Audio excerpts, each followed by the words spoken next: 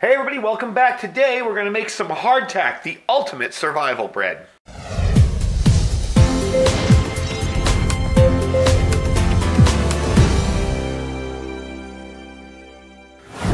Alright, welcome back. I want to explain to you today how to make some of this, what I would refer to as the ultimate survival bread, hardtack. And basically it's an extremely hard biscuit made of 3 simple ingredients. And this is what it looks like when it's done, and yes, it really is that hard. This kind of came about in the early days of sailing, when pretty much all you had was currents and wind to propel your ship across the water. And adventures, you know, going out and discovering the world and going out and doing trade would take weeks, months, sometimes even years before sailors would get back home to their home port. And a lot of times they needed a way to store food on a ship for very long periods of time. So hardtack basically made up a lot of their provisions. Something like this can be made, stored, and I mean there's biscuits from ships that are in museums that are still edible. If you get the idea of how long this stuff lasts. So that's kind of where it came from. Basically, to eat this, you're going to need to soak it in something. It was very popular for sailors to soak it in their coffee or maybe some kind of soup or whatever. But you can soak this in pretty much anything. It's basically a ship staple. Okay, it became a ship staple. And with the different ports that they would go to, a lot of times whole little micro businesses opened up around making hardtack for the ship when they resupplied. So anyway, you leave this out to dry, okay? You want all the moisture gone from it, and that's why there's 3 simple ingredients, and it will dry up and it will become shelf stable for a very, very long time. Now, what I'm going to do eventually with these is I'm going to package them, okay? Right now, I just have them in a Ziploc bag. And these are just some I made last week when I was messing around with the recipes. And if you notice, they kind of look like crackers, and they're very hard. You can't even break them. But again, they're made to be soaked in stuff and softened that way. And they're actually pretty good when they're soaked in stuff. You can put them in, a good example would be like ramen soups. And it would add a little bit of calorie-dense kind of extra filler to it. So I'm doing it out here, and I'm going to move the camera real quick so you can see it. I have my propane stove over there. I'm doing it out here because I want to simulate doing this in a grid-down scenario, okay? Also, I like to exercise my equipment. I haven't used that stove in a very long time.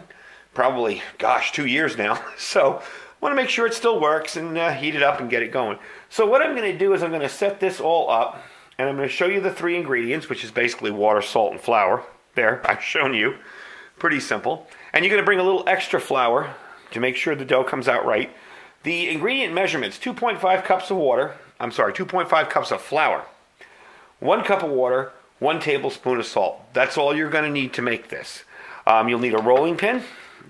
You'll also need something, I use this to poke holes in the bread. The reason you're poking holes in the bread when you're baking it is because you want to make sure you're getting a complete full bake, and you want to get all the moisture out of there. So those holes allow it to go in there, the heat to go in there and bake it fully. So let me get the stove started up and let me set everything up for you, and we'll get going from there. Your first step is going to be, you're going to take the salt and just dump it in there. With a tablespoon of salt, and I'm going to take the water. Now you can do this a bunch of different ways. You can do this by hand like I'm going to do out here. A suggestion, now would be a good time to take off any rings or any jewelry. This stuff is really, really hard to get off once it dries. I am going to start with the back of this first to start, though, so I don't make as much mess. And you're just going to stir that up. And you want it kind of like a pizza dough consistency, because as you can see, we have a rolling pin out here, and then you're going to roll it out to about a 1/2 inch to a 1/4 inch thickness, and then you'll poke your holes in it. So, as you can tell, that's a little bit soft, but it's getting there. So what I'm going to do is I'm going to bring you back when that's all ready and all rolled out, because obviously this is a very simple recipe, so there's not much to see after this. I'm going to bring you back when that's ready in the right consistency, and I'm probably going to need to add a little more, flour as we go, and we'll roll it out and poke the holes in it. I also have the stove running over here. We're up to about 200 degrees already, so that's pretty cool. And we'll get to the baking side of things in a minute. Alright, so we kind of got a pizza dough consistency here. And I did flour this down a little bit. So what you want to do now is you want to roll this out. Whoop. It's getting sticky, so we'll need a little more flour. And actually, that's about the right width that we want to go with this. So we're going to trim this down, and I'm just going to use a good old bushcrafting knife, although this knife is clean because I just washed it off before this. I'm going to use this, trim it down into squares. So what you want to do is you kind of want to cut this down into cracker-sized things here. So I'm just going to go down it gently, like that, okay, and cut across. Now that piece is kind of small, so we're going to get rid of it. Try and move it gently without making a mess here. And again, I'm kind of working in a very small environment, so yeah, this is going to be a little messy out here. Doing this in your kitchen would probably be better. I would have done it in my kitchen, but my kitchen's light is horrible, so we're going to reuse that dough in a minute. So anyway, let me get these all formed out, then I'll show you putting holes in them. We've got our oven up to temperature, so we're going to get into that next. Alright, so we got them all cut out. I might tell you too, a bigger knife is a little bit easier to use than that small one. I just saw it up there. Figured I washed it off the other day because it was outside in the mud. I'll use that one. But it was kind of hard to cut with a smaller knife. Bigger knife is a lot easier. So now we get into putting the holes in them.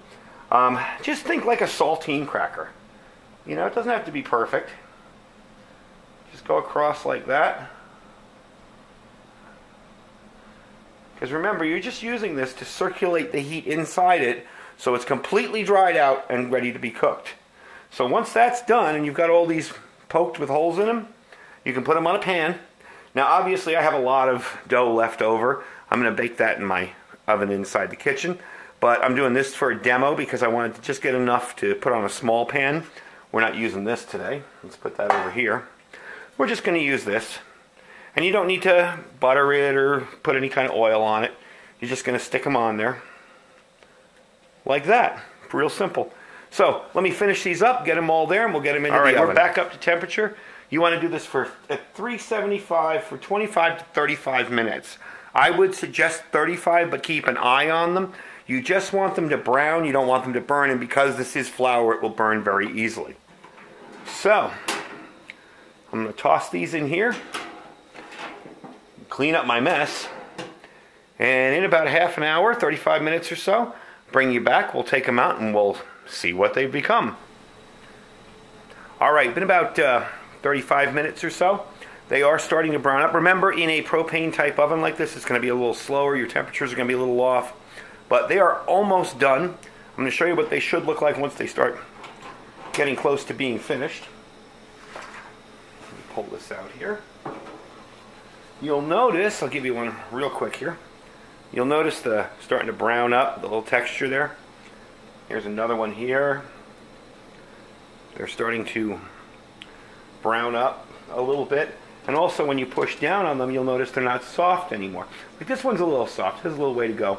But these are nice and hard. So, while I was waiting for these to bake, and they're almost done, so I'm going to turn them down a little bit.